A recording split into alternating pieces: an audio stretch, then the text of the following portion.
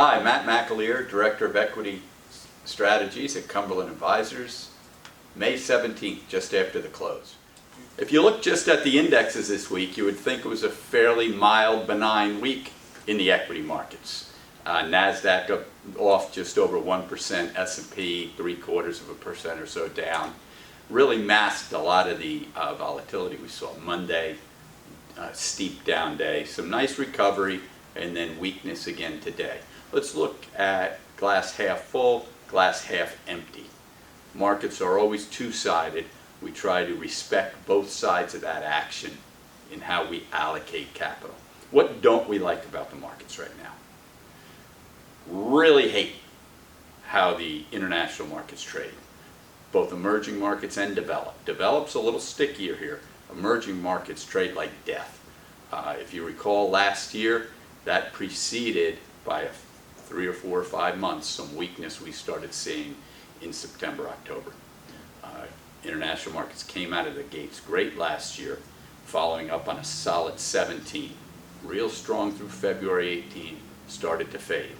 Very difficult for the U.S. markets on the equity side to stand up alone without any help from the other regions. We'll be keeping our eye on that. What else don't we like right now in the U.S. markets? We don't like how the last 2 hours of the markets have come under distribution, supply. Would prefer to see the U.S. markets finish strong during the day. It's a little bit of a complaint, not a major complaint.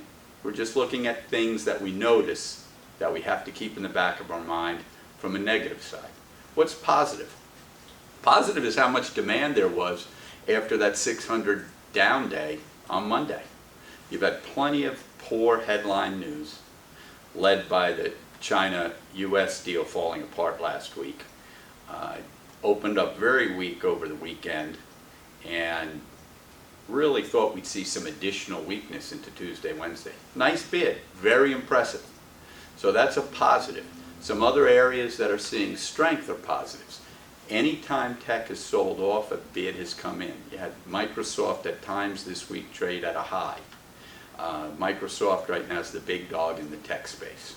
So we keep a real close eye on Microsoft. So right now, up at that 2,800 to 2,900 S&P level, it's a dogfight. It's a situation that we're going to probably bounce, give back, rally, churn, try to find a reasonable level. How do we approach that? We have a little bit of cash in our accounts. International, we don't have enough cash. We're 10%. If we can't get a bid in some of these emerging markets, we're probably going to have to raise a little additional cash there. We're late. We hate being late. We're late there. U.S. markets. We're holding about 15% cash in our U.S. ETF. We did make a purchase this week. We purchased IYZ, which is a basket of telecom IT stocks led primarily by Cisco and Verizon, which make up almost 40% of the basket. Both securities traded very well through April and have had a mild pullback. Cisco had dynamite earnings this week. So we'll see where IYZ goes. That was a 3% position, brought us down to 14% cash. In our tactical portfolio, we're 10-11% cash. In all our portfolios, we have levels that we are comfortable with.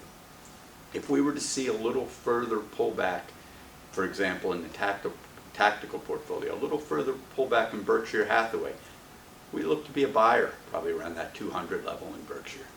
We also like some different levels, 3 or 4% below here in software. So you would see some additions to the portfolio in software. So that's where we sit. It's a battle between supply and demand. We don't want to be too bullish here. We don't want to be too negative. We're really looking at the market from both sides, trying to find reasonable entries with the idea that liquidity is king, and we'll keep that in mind next week. Everybody enjoy the Preakness. Bourbon War is John Mousseau's pick. I am going back to Improbable, who got boxed in the Kentucky Derby, couldn't get out to make a strong late run.